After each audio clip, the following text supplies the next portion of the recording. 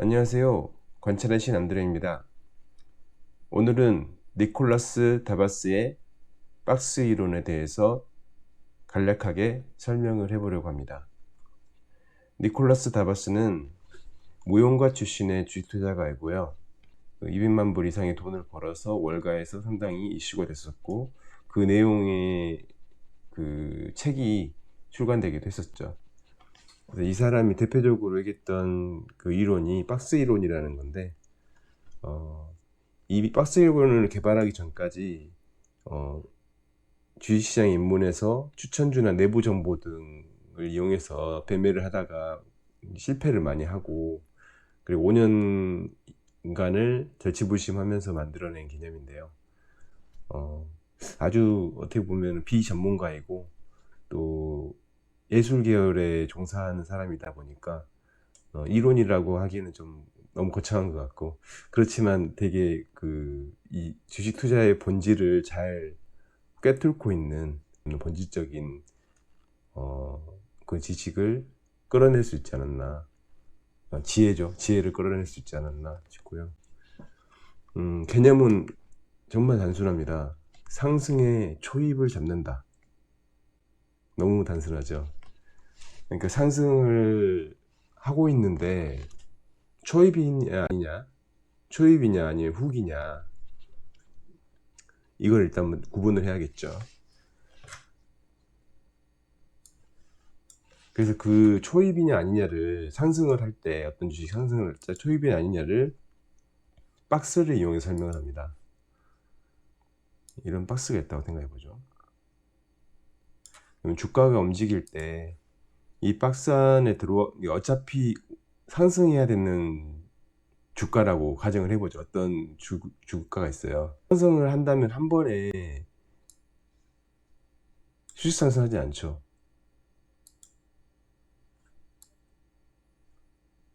어떤 과정을 거쳐서 상승을 하게 되잖아요. 그래서 그런 과정을 거치면서 박스 안에 들어오게 됐다는 거죠. 그럼 이 박스 안에 들어오는 시점에 매수를 하겠다, 이 얘기고요. 그 박스 안에서 움직임이겠죠, 이렇게.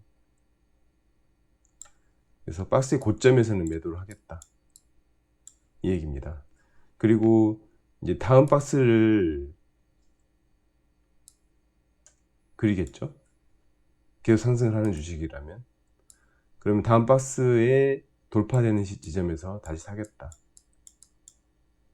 뭐 이렇게 이제 대응을 하겠다는 건데요.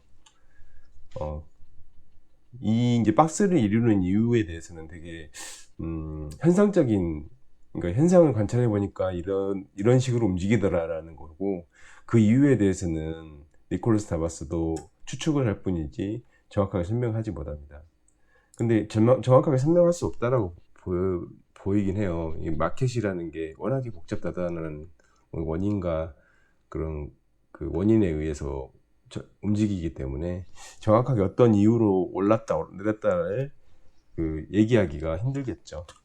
어쨌든 이 안에는 어떤 뭐 경제 현상이라든지 그 사회 참여자들의 심리라든지 여러 가지 것들이 녹아 있을 거잖아요. 그래서 그런 이유로 인해서 이렇게 주식이 움직일 때는 한 번에 이렇게 상승을 하는 경우보다는 박스를 이루고 다음 박스 이동을 하는 식으로 또 움직이다가 또 다음 박스 이동을 하고, 이런 식으로 움직이는 경우가 대부분이더라 라는 거에서 착안을 한 거예요.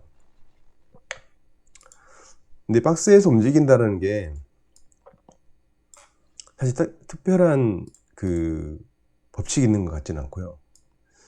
저도 이 박스를 이용해서 많이 이제 움직임을 파악을 하려고 노력을 하고 있는데,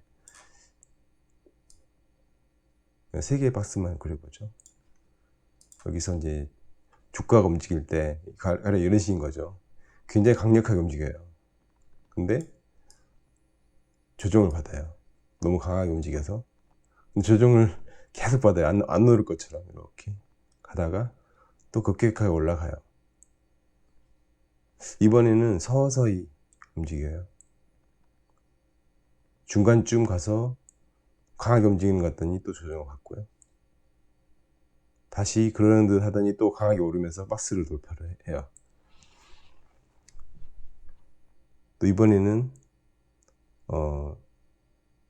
중간쯤부터 계속 고점을 그리다가 다음 박스로 이동을 해요.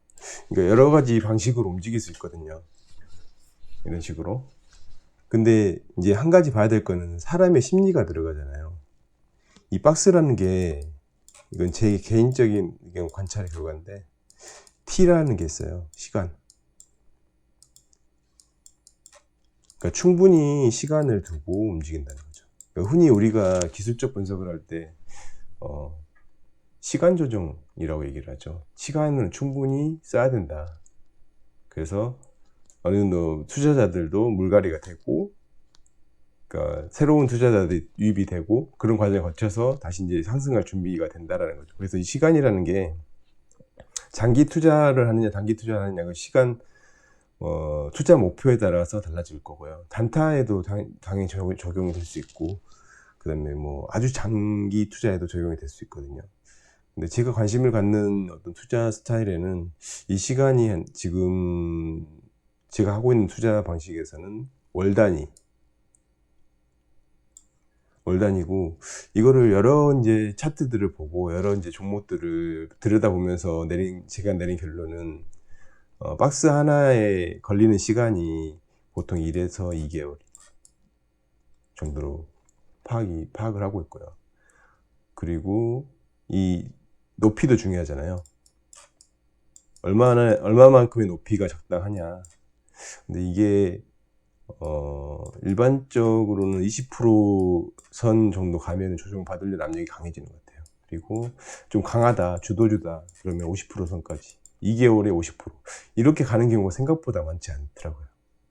뭐 상한가 30%잖아요. 뭐 연속 상한가 2번 나오고 3번 나오고 뭐 이런 경우가 있을 수 있긴 한데, 그런 경우는 굉장히 드문 경우라고 생각이 되고, 그러니까 이런 폭을 넘어서면은 둘 중에 하나예요. 굉장히 강해서 더 가는 경우가 있을 거고, 이제 너무 초반에 너무 달려가지고 계속 조정받는 경우가 있을 건데, 초반에 너무 달려 조정받는 경우가 대부분이었던 것 같아요. 제가 지켜봐본 결론은 그렇고요.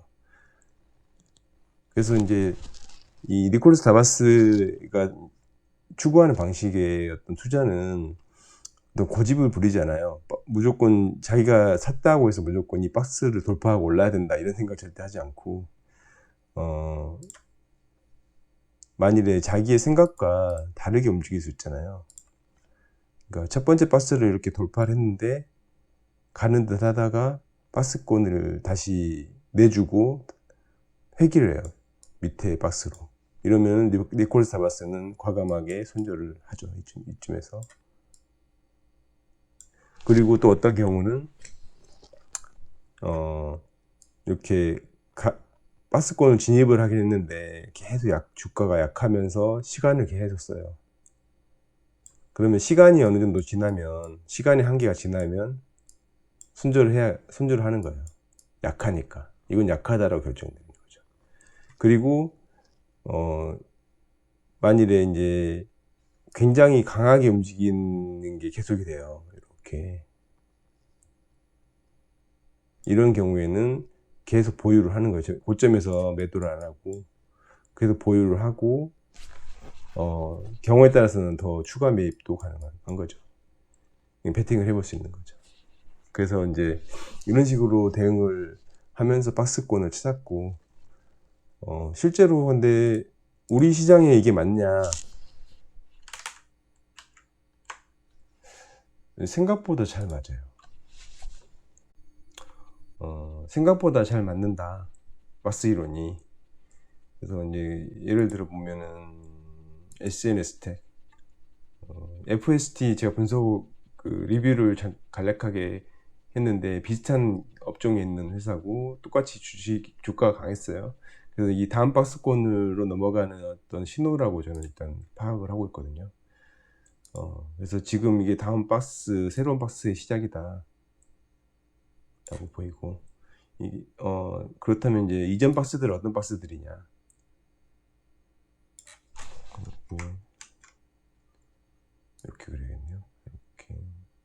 박스. 그 다음에 요 거래량이 나오면서 다음 박스로 이동을 했죠. 박스. 그다음 또 거래량이 나오면서 다음 박스 이동을 했고요. 대충 이런 이제 박스의 흐름으로 이동을 했다고 보이고, 실제로 이제 수익률도 한 20% 선에서 37%,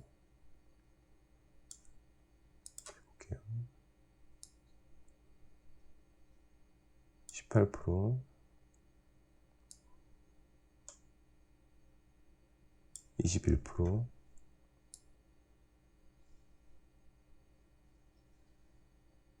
이건 좀 너무 박스를 높게 그렸나봐요. 36%, 요거를 조금 낮게 그려야 되구나. 어쨌든 이런 식으로 아까 얘기했던 대로 20에서 뭐 50%, 기간은 보시면은 기간은 지금 12월 초에서 1월 말, 중순 말쯤 되고, 얘도 지금 한 달하고 한 조금 더, 얘도 지금 한 달. 그러니까 시간이 지금 한두 달 정도에서 왔다 갔다. 그러니까 이 박스 하나당 시간이 한두 달, 이렇게 한두 달 이렇게 왔다 갔다 하잖아요. 그래서 실제로 이렇게 움직이는 경우가 이 SNS 택 이외에도 많이 있는 것 같아요. 또 하나 봐볼까요?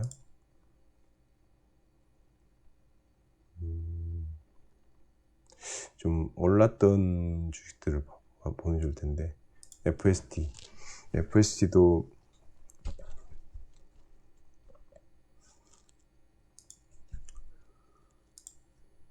좀 까다로운 경우죠. 이런 경우는. 그러니까 박스가 이제 2달 정도 늘어진 경우죠. 이런 경우 2달 가까이 늘어지다가 돌파를 했어요. 그리고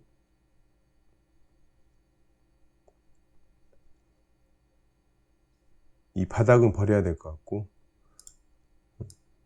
분석이 안 되니까 대충 이렇게 2개 박스 정도 그려볼 수 있을 것 같고, 다음 박스로 진입을 했는데 지금 이미 조금 오른 상태죠. 진입을 했는데 이미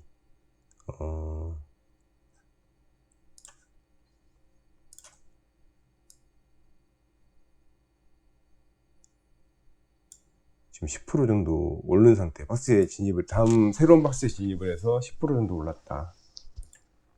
첫 번째 박스, 두 번째 박스, 세 번째 박스에 이제 어쨌든 중간 지점에 있고, 이게 강하게 올라갔기 때문에 가능성은 어떻게 볼 수 있냐면, 이 박스가 더 길어질 수 있다. 그러니까 위로 박스의 길이가 더 길어질 수 있다는 거죠. 워낙 강해가지고. 그런 경우에 뭐 30%가 아니라 50%까지 갈 수도 있겠죠. 이건 가정이에요. 가정인데 초입부터 이렇게 강한, 그러니까 시작부터 강하게 움직였기 때문에 좀 기대를 해볼 만하지 않나 생각이 듭니다.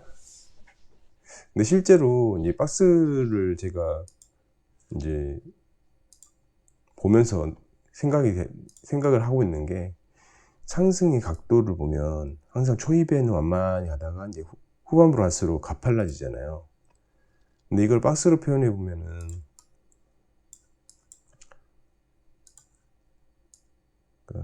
초반의 박스의 깊이보다 후반으로 갈수록 박스의 깊이가 더 깊어져요. 깊어지고 시간도 이때 이제 썼던 시간들이 이제 갈수록 좀 짧아진다는 느낌도 들거든요. 그러니까 굉장히 커지고 이렇게 짧아지고, 이렇게 되면 이제 상승이 끝나는 경우죠. 이렇게 가파르게, 이런 차트 많이 보셨을 거예요. 이렇게 가팔라지면서 수직으로 상승을 하다가 확 꺾이죠. 그런 차트도 많이 보셨을 거예요. 이런 것처럼 만일에 FST가 그런 지금 상황이라면, 지금 세 번째 박스, 아까 이제 박스를 그렸었는데, 이 박스였죠. 이 박스를 좀 돌파를 한 거잖아요. 잠깐만요. 너무 길게 그렸다.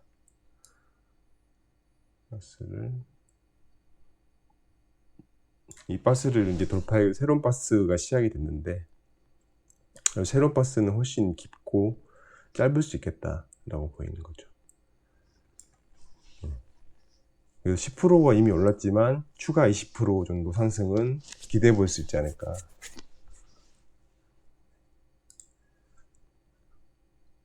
아무튼 니콜라스 다바스의 박스 이론에 대해서는 계속 한번 연구를 해볼 필요가 있을 것 같아요. 굉장히 유익한 이론이고, 실제 이제 예전에 뭐 거의 100년 전에 이렇게 100년까지는 아니지만 거의 100년까지는 아니죠. 어쨌든 간에 뭐 거의 뭐 몇십 년 전에 미국에서 썼던 이론이 아직도 우리나라 주식시장에서 통한다라는 게 되게 아이러니하지만, 그러니까 본질은 변하지 않는 거죠. 주식시장의 본질이라는 게. 네, 아무튼 그렇고, 니콜라스 다바스의 박스 이론에 대해서 간략하게 알아봤고, 다음 영상에서 뵙겠습니다.